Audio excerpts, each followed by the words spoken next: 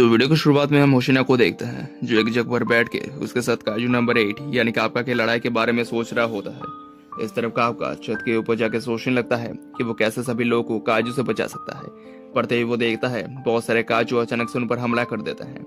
वहां की आवाज को सुनकर बाकी लोग भी जाग जाते हैं। होशिना को तब खबर मिलती है कि बहुत सारे काजू मिलकर आसमान से उन पर हमला कर रहे हैं और वो सभी काजू बहुत ज्यादा पावरफुल और बड़े हैं। होशिना तब सभी ऑफिसर्स को लड़ने का ऑर्डर देता है। होशिना तब इस चीज से हैरान होता है कि काजू उनके बेस पर ही डायरेक्ट क्यों हमला कर रहे हैं। दूसरी तरफ वहां के तबाही को देखकर काफका भी हैरान हो जाता है, पर जब वो उन काजू को देखता है तब वो मानो चौंक जाता है। काफका तब होशिना को कॉल करता है और बताता है कि उन काजू में जरूर कुछ न कुछ अजीब है। वैसे तो ऐसे काजू साल में 1-2 बार ही दिखते हैं, पर ये हमेशा अकेले रहते हैं। पर आज इतना सारे काजू मिलकर उन पर हमला क्यों कर रहे हैं? इसका एक ही मतलब है, हो सकता है कि उन्हें कोई ना कोई कंट्रोल कर रहा है। इस तरफ होशिना के पास काजू आता है जो बिल्कुल काजू नंबर 8 और 9 की तरह ही था, यानी उसके पास दिमाग था। वो काजू तब होशिना से बात करने लगता है और बताता है कि उसे वहाँ के सबसे पावरफुल इंसान से लड़ाई करनी है। उसे सुनकर तब होशिना कहता है कि कैप्टन आशिनो के ना होने पर वही वहाँ का सबसे पावरफुल इंसान है। होशिना को तब कंट्रोल रूम से होकुरागी बताती है कि उस काजू के 42 पावर 8.3 है, तो वो एक बहुत ही पावरफुल दाई काजू है। होशिना जब उसे सुनता है तब वो और भी ज्यादा सतर्क हो जाता है। पढ़ते हुए वो काजू उस पर वार कर देता है और उसके एक पंच से ही मानो वहां पर धमाका हो जाता है। होशिना तब उसके वार से बहुत मुश्किल से बचता है।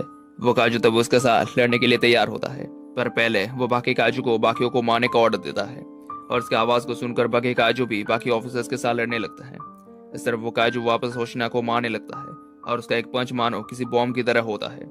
होशिना तब ये समझ जाता है कि अगर उसे एक भी पंच लगा तो वो तभी मारा जाएगा, इसलिए वो तब उसके अटैक से बचते हुए अपने सुपर स्पीड की मदद से उसके साथ लड़ने लगता। पर होशिना उसे ज्यादा कुछ डैमेज नहीं दे पाता क्योंकि उस काजू की स्किन बहुत ही ज्यादा हार्ड थी। दूसरी तरफ बाकी ऑफिसर्स उन काजू का साथ लड़ने लगता है, पर उनके अटैक का उन काजू पर ज्यादा कुछ असर नहीं होता और उसे देखकर तब ऑफिसर्स ये सोच ही नहीं पाते कि उन्हें क्या करना चाहिए।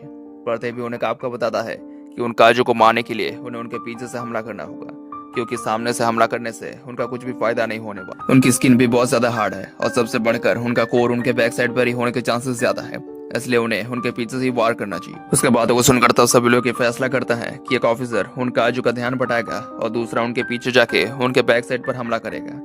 पर उनके प्लान के मुताबिक वहां पे नहीं होता, क्योंकि तब वो काजू एक साथ काम करने लगते हैं, ऐसे वो लोग उनके बैक साइड पर वार नहीं कर पाते। पर तभी शिनोमिया उन्हें बताती है कि उनके पास और एक रास्ता है और वो तब अपने सुपर स्पीड से उन काजू के पास जाके अपने हथियार की मदद से उनके चीथड़े उड़ा देती है। उनके पार को देख कर तो सभी लोग बहुत हैरान होते हैं।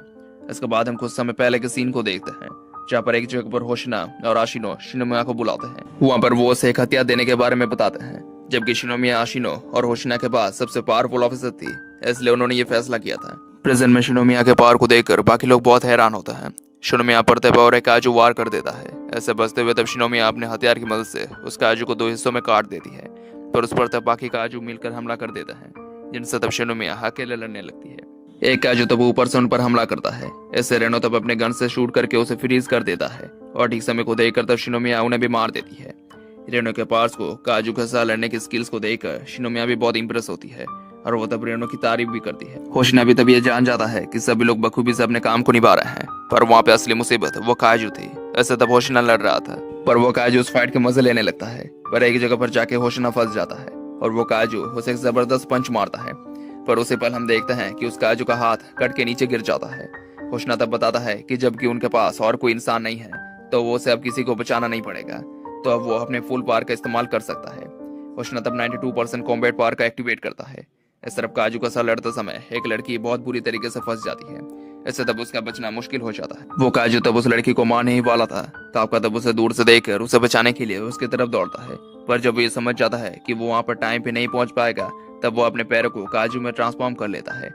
ऐसे तब उसके पास काजू की तरह सुपर स्पीड मिलती है। वो तब अपने उस स्पीड से तब किसी तरह से उस लड़की को बचा लेता है, पर तब वो दोनों ही वहां पे फंस जाते हैं।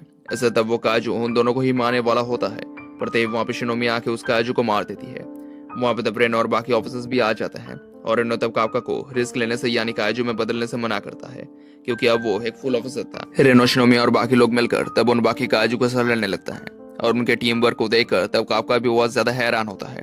पर उन लोगों को तब खबर मिलती है कि उनके सीनियर ऑफिसर्स उनकी मदद करने के लिए आ चुके थे, जो तब मिलजुल के उन काजू के साथ लड़ने लगते हैं। दूसरी तरफ होशिना उस काजू के साथ लड़ने लगता है, जहाँ पर उन दोनों के बीच में तब घमासान लड़ाई होने लगती है। पर होशिना उस काजू को तब बहुत ही ज्यादा घायल कर देता है और उसकी गर्दन तक को वो उड़ा देता है।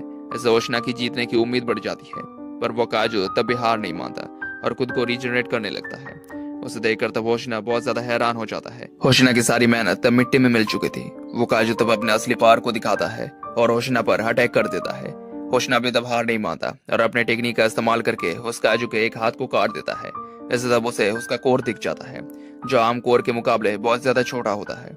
होशना तब उस काजू को पूरा का पूरा बीच में से काट देता है। सभी को ये लगता है कि होशना ने उस काजू को मार दिया है और वो लोग जीत गए हैं, पर होशना तब यह समझ जाता है कि उनके साथ अभी और कुछ भी बहुत ज्यादा बड़ा होने वाला है।